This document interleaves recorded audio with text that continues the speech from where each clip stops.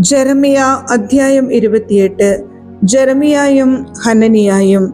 ആ വർഷം തന്നെ യൂദാ രാജാവായ സിദെക്കിയ ഭരണം തുടങ്ങി 4-ാം വർഷം 5-ാം മാസം ആസൂരിന്റെ പുത്രനും ഗിബെയോണിലെ പ്രവാചകനുമായ ഹനനിയ ദേവാലയത്തിൽ വച്ച് പുരോഹിതന്മാരുടെയും ജനത്തിന്റെയും സാന്നിധ്യത്തിൽ എന്നോട് പറഞ്ഞു: ഇസ്രായേലിന്റെ ദൈവമായ സൈന്യങ്ങളുടെ കർത്താവ് അരുളി ചെയ്യുന്നു: ഞാൻ ബാബിലോൺ രാജാവിന്റെ നുകം തകർത്തു കളയും. ബാബിലോൺ രാജാവ് നബുക്കദ്നേസർ ദേവാലയത്തിൽ നിന്ന് ബാബിലോണിലേക്ക് എടുത്തുകൊണ്ടുപോയ എല്ലാ ഉപകരണങ്ങളും 2 വർഷത്തിനകം ഞാൻ തിരികെ കൊണ്ടുവരും.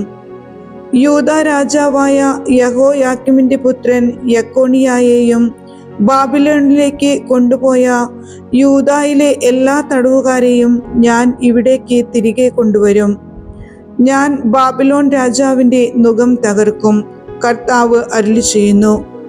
അപ്പോൾ ജെറമിയ പ്രവാചകൻ പുരോഹിതന്മാരുടെയും ദേവാലയത്തിൽ കൂടിയിരുന്ന ജനത്തിന്റെയും മുൻപാകെ ഹനനിയ പ്രവാചകനോട് പറഞ്ഞു: അങ്ങനെ സംഭവിക്കട്ടെ.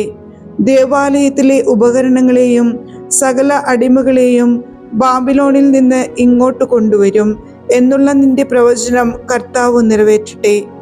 എന്നാൽ ഞാനിപ്പോൾ നിന്നോടും ജനത്തോടും പറയുന്ന ഈ വചനം ശ്രവിക്കുക. എനിക്കും നിനക്കും മുൻപ് പണ്ടുമുതലേ ഉണ്ടായിരുന്ന പ്രവാചകന്മാർ അനേക ദേശങ്ങൾക്കും പ്രബല രാഷ്ട്രങ്ങൾക്കുമെതിരായി യുദ്ധവും ക്ഷാമവും പകർച്ചവ്യാധിയും ഉണ്ടാകും എന്ന് പ്രവചിച്ചു. സമാധാനം പ്രവചിക്കുന്ന പ്രവാചകൻ യഥാർത്ഥത്തിൽ കർത്താവിനാൽ അയക്കപ്പെട്ടവനാണെന്ന് തെളിയുന്നത് അവൻ പ്രവചിച്ച കാര്യം സംഭവിക്കുമ്പോഴാണ്. അപ്പോൾ ഹനനിയ പ്രവാചകൻ ജെറമിയ പ്രവാചകന്റെ കഴുത്തിൽ നിന്ന് നുകം എടുത്ത് ഒടിച്ചു കളഞ്ഞിട്ട് ജനത്തോട് പറഞ്ഞു: കർത്താവ് അരുളി ചെയ്യുന്നു, ഇങ്ങനെ തന്നെ ബാബിലോൺ രാജാവായ നബുക്കദ്നേസരിന്റെ നുകം എല്ലാ ജനതകളുടെയും കഴുത്തിൽ നിന്ന് 2 വത്സരത്തിനകം ഞാൻ ഒടിച്ചു കളയും. അപ്പോൾ ജെറമിയ പ്രവാചകൻ അവിടം വിട്ടുപോയി.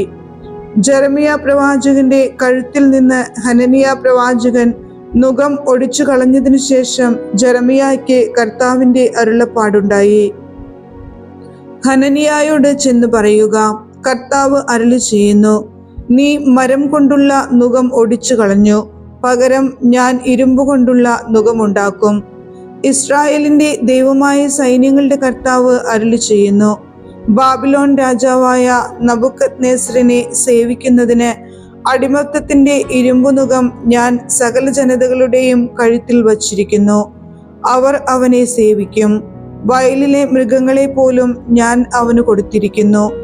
അനന്തരം ജെറമിയ പ്രവാചകൻ ഹനനിയ പ്രവാചകനോട് പറഞ്ഞു: ഹനനിയ, ശ്രദ്ധിക്കുക, കർത്താവ് നിന്നെ അയച്ചതല്ല. വ്യർത്ഥമായ പ്രത്യാശ നീ ജനത്തിനു നൽകി. അതുകൊണ്ട് കർത്താവ് അരുളി ചെയ്യുന്നു: നിന്നെ ഞാൻ ഭൂമുഖത്തു നിന്ന് നീക്കിക്കളയും. ഈ വർഷം തന്നെ നീ മരിക്കും. എന്തെന്നാൽ നീ കർത്താവിനെ ധിക്കരിക്കാൻ പ്രേരണ നൽകി. ആ വർഷം 7-ാം മാസം ഹനനിയ പ്രവാചകൻ മരിച്ചു. അധ്യായം 29. പ്രവാസികൾക്കുള്ള കത്ത്. നബുക്കദ്നേസർ ജെറുസലേമിൽ നിന്ന് ബാബിലോണിലേക്ക് അടിമകളായി കൊണ്ടുപോയ ശ്രേഷ്ഠന്മാർക്കും പുരോഹിതന്മാർക്കും പ്രവാചകന്മാർക്കും ജനത്തിനും ജെറമിയ പ്രവാചകൻ ജെറുസലേമിൽ നിന്ന് അയച്ച കത്തിന്റെ പകർപ്പ്. യെക്കൊനിയ രാജാവും രാജമാതാവും ഷണ്ഡന്മാരും യൂദയായിലെയും ജെറുസലേമിലെയും പ്രഭുക്കന്മാരും ശില്പികളും ലോഹപ്പണിക്കാരും ജെറുസലേം വിട്ടുപോയതിനു ശേഷമാണ് ഈ കത്തയച്ചത്. ബാബിലോൺ രാജാവായ നബുക്കദ്നേസറിന്റെ അടുത്തേക്ക് യൂദാ രാജാവായ സിദെക്കിയ അയച്ചവനും ഹിൽക്കിയായുടെ പുത്രനുമായ ഗമറിയായും ഷാഫാന്റെ പുത്രൻ എലാസായും വഴിയാണ് ഈ കത്ത് ബാബിലോണിലേക്ക് അയച്ചത്. കത്തിലെ സന്ദേശം ഇതാണ്: ജെറുസലേമിൽ നിന്നും ബാബിലോണിലേക്ക് അടിമകളായി ഞാൻ അയച്ച സകലരോടും ഇസ്രായേലിന്റെ ദൈവമായ സൈന്യങ്ങളുടെ കർത്താവ് അരുളി ചെയ്യുന്നു: വീടു പണിത് അതിൽ വസിക്കുവിൻ. തോട്ടങ്ങൾ നട്ടുപിടിപ്പിച്ച് ഫലങ്ങൾ അനുഭവിക്കുവിൻ. വിവാഹം കഴിച്ച് സന്താനങ്ങൾക്ക് ജന്മം നൽകുവിൻ. നിങ്ങളുടെ പുത്രീപുത്രന്മാരെയും വിവാഹം കഴിപ്പിക്കുവിൻ. അവർക്കും മക്കളുണ്ടാകട്ടെ. നിങ്ങൾ പെരുകണം. നിങ്ങളുടെ സംഖ്യ കുറഞ്ഞു പോകരുത്. ഞാൻ നിങ്ങളെ അടിമകളായി അയച്ചിരിക്കുന്ന നഗരങ്ങളുടെ സമാധാനത്തിനായി യത്നിക്കുവിൻ. അവയ്ക്ക് വേണ്ടി കർത്താവിനോട് പ്രാർത്ഥിക്കുവിൻ. നിങ്ങളുടെ ക്ഷേമം അവയുടെ ക്ഷേമത്തെ ആശ്രയിച്ചാണിരിക്കുന്നത്. ഇസ്രായേലിന്റെ ദൈവമായ സൈന്യങ്ങളുടെ കർത്താവ് അരുളി ചെയ്യുന്നു: നിങ്ങളുടെ ഇടയിലുള്ള പ്രവാചകന്മാരും പ്രശ്നക്കാരും നിങ്ങളെ വഞ്ചിക്കാതിരിക്കട്ടെ. അവരുടെ സ്വപ്നങ്ങളെ വിശ്വസിക്കരുത്. അവർ എൻ്റെ നാമത്തിൽ നിങ്ങളോട് പ്രവചിക്കുന്നത് വ്യാജമാണ്. ഞാൻ അവരെ അയച്ചിട്ടില്ല. കർത്താവ് അരുളി ചെയ്യുന്നു. ബാബിലോണിൽ 7 പുതുവർഷം പൂർത്തിയാകുമ്പോൾ ഞാൻ നിങ്ങളെ സന്ദർശിച്ച് നിങ്ങളെ ഈ സ്ഥലത്തേക്ക് തിരികെ കൊണ്ടുവരുമെന്നുള്ള എൻ്റെ വാഗ്ദാനം നിറവേറ്റും. കർത്താവ് അരുളി ചെയ്യുന്നു: നിങ്ങളെക്കുറിച്ചുള്ള പദ്ധതി എൻ്റെ മനസ്സിലുണ്ട്. നിങ്ങളുടെ നാശത്തിനല്ല, ക്ഷേമത്തിനുള്ള പദ്ധതിയാണത്. നിങ്ങൾക്ക് ശുഭമായ ഭാവിയും പ്രത്യാശയും നൽകുന്ന പദ്ധതി. അപ്പോൾ നിങ്ങൾ എന്നെ വിളിച്ചപേക്ഷിക്കും, എൻ്റെ അടുക്കൽ വന്ന് പ്രാർത്ഥിക്കും. ഞാൻ നിങ്ങളുടെ പ്രാർത്ഥന ശ്രവിക്കും. നിങ്ങൾ എന്നെ അന്വേഷിക്കും. പൂർണ്ണ ഹൃദയത്തോടെ അന്വേഷിക്കുമ്പോൾ എന്നെ കണ്ടെത്തും. നിങ്ങൾ എന്നെ കണ്ടെത്താൻ ഞാൻ ഇടയാക്കുമെന്ന് കർത്താവ് അരുളി ചെയ്യുന്നു. ഞാൻ നിങ്ങളുടെ ഐശ്വര്യം പുനഃസ്ഥാപിക്കും. നിങ്ങളെ ചിതറിച്ചിരിക്കുന്ന എല്ലാ സ്ഥലങ്ങളിലും ദേശങ്ങളിലും നിന്ന് ഞാൻ നിങ്ങളെ ഒരുമിച്ച് കൂട്ടും. എവിടെ നിന്ന് ഞാൻ നിങ്ങളെ അടിമത്തത്തിലേക്ക് അയച്ചോ ആ സ്ഥലത്തേക്ക് തന്നെ നിങ്ങളെ കൊണ്ടുവരും. കർത്താവ് അരുളി ചെയ്യുന്നു. കർത്താവ് നമുക്ക് ബാബിലോണിൽ പ്രവാചകന്മാരെ തന്നിരിക്കുന്നു എന്ന് നിങ്ങൾ പറയുന്നുവല്ലോ. ദാവീദിന്റെ സിംഹാസനത്തിലിരിക്കുന്ന രാജാവിനെയും ഈ നഗരത്തിൽ വസിക്കുന്ന ജനത്തെയും നിങ്ങളോടുകൂടെ പ്രവാസത്തിലേക്ക് പോകാത്ത നിങ്ങളുടെ സഹോദരന്മാരെയും കുറിച്ച് കർത്താവ് അരുളി ചെയ്യുന്നു. ഞാൻ അവരുടെ മേൽ യുദ്ധവും ക്ഷാമവും പകർച്ചവ്യാധിയും അയക്കും. അവരെ ഞാൻ തിന്നാൻ കൊള്ളാത്ത വിധം ചീത്തയായ അത്തിപ്പഴത്തിന് തുല്യമാക്കും. സൈന്യങ്ങളുടെ കർത്താവ് അരുളി ചെയ്യുന്നു. വാളും ക്ഷാമവും പകർച്ചവ്യാധിയും കൊണ്ട് ഞാൻ അവരെ വേട്ടയാടും. ഭൂമിയിലുള്ള സകല ജനതകൾക്കും അവർ ബീഭത്സ വസ്തുവും ശാപവും ആയിരിക്കും. ഞാൻ അവരെ ചിതറിച്ച രാജ്യങ്ങളിലെല്ലാം അവർ സംഭ്രമവും പരിഹാസവും അവജ്ഞയും ജനിപ്പിക്കും. ഇത് എൻ്റെ ദാസന്മാരായ പ്രവാചകന്മാർ വഴി ഞാൻ പറഞ്ഞ വാക്കുകളെ അവർ ശ്രവിക്കാതിരുന്നത് കൊണ്ടാണ്. കർത്താവ് അരുളി ചെയ്യുന്നു. ഞാൻ ഇടവിടാതെ അവരെ അയച്ചിട്ടും നിങ്ങൾ അവരുടെ വാക്കു കേട്ടില്ല. അതിനാൽ ജെറുസലേമിൽ നിന്ന് ബാബിലോണിലേക്ക് പ്രവാസികളായി ഞാൻ അയച്ചിരിക്കുന്ന നിങ്ങൾ എല്ലാവരും കർത്താവിൻ്റെ വചനം കേൾക്കുവിൻ. ഇസ്രായേലിന്റെ ദൈവമായ സൈന്യങ്ങളുടെ കർത്താവ് അരുളി ചെയ്യുന്നു. കോലായായുടെ പുത്രൻ ആഹാബും മാസേയായുടെ പുത്രൻ സെദക്കിയായും എൻ്റെ നാമത്തിൽ വ്യാജം പ്രവചിക്കുന്നു. ഇതാ, അവരെ ഞാൻ ബാബിലോൺ രാജാവായ നബുക്കദ്നെസറിന്റെ കയ്യിൽ ഏൽപ്പിക്കും. നിങ്ങളുടെ കൺമുൻപിൽ വച്ച് അവൻ അവരെ വധിക്കും. അവരുടെ അന്ത്യത്തെ ആസ്പദമാക്കി ബാബിലോണിലുള്ള യൂദാ പ്രവാസികൾ ഈ ശാപവാക്യം ഉപയോഗിക്കും. സെദക്കിയായെയും ആഹാബിനെയും ബാബിലോൺ രാജാവ് തീയിൽ ചുട്ടതുപോലെ കർത്താവ് നിന്നോടും ചെയ്യട്ടെ. അവർ അയൽക്കാരുടെ ഭാര്യമാരുമായി വ്യഭിചാരത്തിൽ ഏർപ്പെടുകയും ഞാൻ കൽപ്പിക്കാതെ എൻ്റെ നാമത്തിൽ വ്യാജം പ്രവചിക്കുകയും ചെയ്ത് ഇസ്രായേലിൽ തിന്മ പ്രവർത്തിച്ചതിൻ്റെ ഫലമാണിത്. ഞാൻ അതറിയുന്നു. ഞാൻ തന്നെ അതിനു സാക്ഷിയാണ്. കർത്താവ് അരുളി ചെയ്യുന്നു. ഷെമായായുടെ പ്രതികരണം. നെഹലാമ്യനായ ഷെമായായോട് നീ പറയണം: ഇസ്രായേലിന്റെ ദൈവമായ സൈന്യങ്ങളുടെ കർത്താവ് അരുളി ചെയ്യുന്നു. നീ ജെറുസലേമിലുള്ള ജനത്തിനും പുരോഹിതനായ മാസേയായുടെ പുത്രൻ സെഫാനിയായ്ക്കും എല്ലാ പുരോഹിതന്മാർക്കും നിന്റെ നാമത്തിൽ കത്തുകൾ അയച്ചു.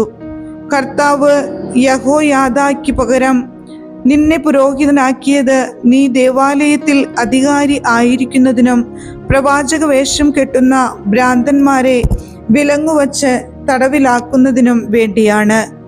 എന്നിട്ടും നിങ്ങളുടെ മുൻപിൽ പ്രവാചകനെന്ന് നടിക്കുന്ന അനാത്തോത്തുകാരനായ ജെറമിയായെ ശാസിക്കാത്തതെന്ത്?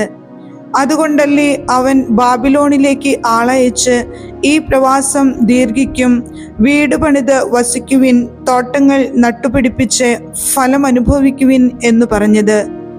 പുരോഹിതനായ സെഫാനിയ ജെറമിയ പ്രവാചകൻ കേൾക്കെ ഈ കത്ത് വായിച്ചു. അപ്പോൾ ജെറമിയായ്ക്ക് കർത്താവിൻ്റെ അരുളപ്പാടുണ്ടായി, നീ ആളയച്ച് എല്ലാ പ്രവാസികളോടും പറയുക, നെഹലാമ്യനായ ശെമയായെ കുറിച്ച് കർത്താവ് അരുളി ചെയ്യുന്നു, ഞാൻ അയക്കാഞ്ഞിട്ടും അവൻ നിങ്ങളോട് പ്രവചിക്കുകയും നിങ്ങൾ ആ നുണയിൽ വിശ്വസിക്കാൻ ഇടയാക്കുകയും ചെയ്തു.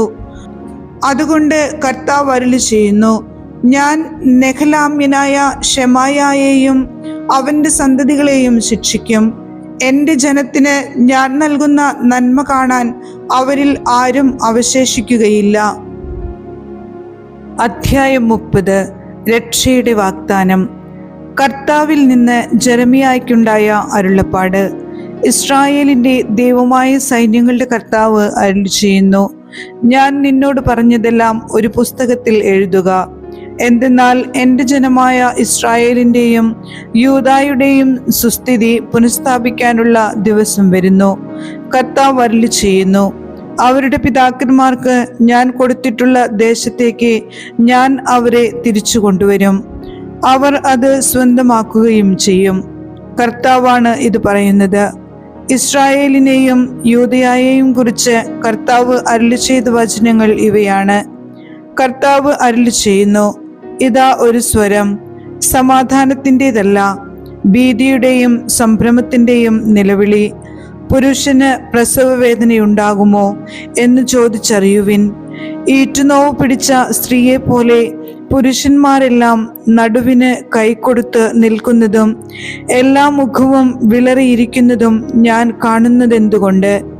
മഹത്വം അതുല്യവുമാണ് ആ ദിവസം. അത് യാക്കോബിന് അനർത്ഥകാലമാണ്, എങ്കിലും അവൻ രക്ഷപ്പെടും. സൈന്യങ്ങളുടെ കർത്താവ് അരുളി ചെയ്യുന്നു, അന്ന് ഞാൻ അവരുടെ കഴുത്തിലെ നുകം തകർക്കും, കെട്ടുകൾ പൊട്ടിക്കും. വിദേശികൾ അവരെ അടിമകളാക്കുകയില്ല. അവർ തങ്ങളുടെ ദൈവമായ കർത്താവിനെയും അവർക്ക് വേണ്ടി ഞാൻ അയക്കുന്ന ദാവീദ് രാജാവിനെയും സേവിക്കും. കർത്താവ് അരുളി ചെയ്യുന്നു, ആകയാൽ എൻ്റെ ദാസനായ യാക്കോബേ, നീ ഭയപ്പെടേണ്ട, ഇസ്രായേലെ വിസ്മയിക്കേണ്ട. നിന്നെ വിദൂരദേശങ്ങളിൽ നിന്നും നിന്റെ മക്കളെ പ്രവാസത്തിൽ നിന്നും ഞാൻ രക്ഷിക്കും. യാക്കോബ് മടങ്ങി വന്ന് ശാന്തി നുകരും, ആരും അവനെ ഭയപ്പെടുത്തുകയില്ല. നിന്നെ രക്ഷിക്കാൻ നിന്നോടുകൂടി ഞാനുണ്ട്. കർത്താവ് അരുളി ചെയ്യുന്നു, ആരുടെ ഇടയിൽ നിന്നെ ചിതറിച്ചോ ആ ജനതകളെയെല്ലാം ഞാൻ നിശേഷം നശിപ്പിക്കും. നിന്നെ പൂർണ്ണമായി നശിപ്പിക്കുകയില്ല. നീതിപൂർവം ഞാൻ നിന്നെ ശാസിക്കും, ശിക്ഷിക്കാതെ വിടുകയില്ല. കർത്താവ് അരുളി ചെയ്യുന്നു, സുഖപ്പെടുത്താനാവാത്ത വിധം നിനക്ക് ക്ഷതമേറ്റിരിക്കുന്നു. നിന്റെ മുറിവ് ഗുരുതരമാണ്. നിനക്കു വേണ്ടി വാദിക്കാൻ ആരുമില്ല. നിന്റെ മുറിവിന് മരുന്നില്ല. നിനക്ക് സൗഖ്യം ലഭിക്കുകയുമില്ല. നിന്റെ സ്നേഹിതരെല്ലാം നിന്നെ മറന്നിരിക്കുന്നു. അവർ നിന്റെ കാര്യം അന്വേഷിക്കുന്നതേയില്ല. എന്തെന്നാൽ നിന്റെ അസംഖ്യം അകൃത്യങ്ങളും ഘോരമായ പാപങ്ങളും നിമിത്തം ക്ഷതമേൽപ്പിക്കുന്ന ശത്രുവിനെ പോലെയും ക്രൂരമായി ശിക്ഷിക്കുന്നവനെ പോലെയും ഞാൻ നിന്നെ മുറിപ്പെടുത്തിയിരിക്കുന്നു. നിന്റെ വേദനയെ ചൊല്ലി എന്തിന് നിലവിളിക്കുന്നു? നിന്റെ ദുഃഖത്തിന് ശമനമുണ്ടാവുകയില്ല. എന്തെന്നാൽ നിന്റെ അകൃത്യങ്ങൾ അസംഖ്യവും നിന്റെ പാപങ്ങൾ ഘോരവുമാണ്. ഞാനാണ് ഇവയെല്ലാം നിന്നോട് ചെയ്തത്. അതിനാൽ നിന്നെ വധിക്കുന്നവരെല്ലാം വധിക്കപ്പെടും. നിന്റെ ശത്രുക്കൾ ഒന്നൊഴിയാതെ പ്രവാസികളാകും. നിന്നെ കൊള്ളയടിക്കുന്നവർ കൊള്ളയടിക്കപ്പെടും. നിന്നെ കവർച്ച ചെയ്യുന്നവരെ ഞാൻ കവർച്ചയ്ക്ക് വിധേയരാക്കും. ഞാൻ നിനക്ക് വീണ്ടും ആരോഗ്യം നൽകും. നിന്റെ മുറിവുകൾ സുഖപ്പെടുത്തും. കർത്താവ് അരുളി ചെയ്യുന്നു. അവർ നിന്നെ ഭ്രഷ്ട എന്നും ആരും തിരിഞ്ഞു നോക്കാത്ത സിയോൻ എന്നും വിളിച്ചില്ലേ? കർത്താവ് അരുളി ചെയ്യുന്നു. യാക്കോബിന്റെ കൂടാരങ്ങളുടെ ഭാഗധേയം ഞാൻ പുനഃസ്ഥാപിക്കും. അവരുടെ വാസസ്ഥലങ്ങളോട് ഞാൻ കാരുണ്യം പ്രകടിപ്പിക്കും. നഗരം നാശകൂമ്പാരത്തിൽ നിന്ന് വീണ്ടും പണിയപ്പെടും. കൊട്ടാരം അതിൻ്റെ സ്ഥാനത്തു തന്നെ വീണ്ടും ഉയർന്നു നിൽക്കും. അവയിൽ നിന്ന് കൃതജ്ഞതാ ഗീതങ്ങളും സന്തുഷ്ടരുടെ ആഹ്ലാദാരവവും ഉയരും. ഞാൻ അവരെ വർദ്ധിപ്പിക്കും, അവർ കുറഞ്ഞു പോവുകയില്ല. ഞാൻ അവരെ മഹത്വമണിയിക്കും, അവർ നിസ്സാരരാവുകയില്ല. അവരുടെ മക്കൾ പൂർവകാലത്തേതുപോലെയാകും. അവരുടെ സമൂഹം എൻ്റെ മുൻപിൽ സുസ്ഥാപിതമാകും. അവരെ ദ്രോഹിക്കുന്നവരെ ഞാൻ ശിക്ഷിക്കും. അവരുടെ രാജാവ് അവരിൽ ഒരാൾ തന്നെയായിരിക്കും. അവരുടെ ഭരണാധിപൻ അവരുടെ ഇടയിൽ നിന്നു തന്നെ വരും. എൻ്റെ സന്നിധിയിൽ വരാൻ ഞാൻ അവനെ അനുവദിക്കും. അപ്പോൾ അവൻ എൻ്റെ അടുക്കൽ വരും. അല്ലാതെ എന്നെ സമീപിക്കാൻ ആരാണ് ധൈര്യപ്പെടുക? കർത്താവ് അരുളി ചെയ്യുന്നു. നിങ്ങൾ എൻ്റെ ജനവും ഞാൻ നിങ്ങളുടെ ദൈവവുമായിരിക്കും. ഇതാ കർത്താവിൻ്റെ കൊടുങ്കാറ്റ്, ക്രോധം ഉഗ്രമായ ചുഴലിക്കാറ്റായി ദുഷ്ടന്റെ തലയിൽ ആഞ്ഞടിക്കും. തന്റെ തീരുമാനങ്ങൾ പൂർണ്ണമായി നിറവേറ്റുന്നതുവരെ കർത്താവിന്റെ ഉഗ്രകോപം ശമിക്കുകയില്ല. അവസാന നാളുകളിൽ നിങ്ങൾ അത് ഗ്രഹിക്കും.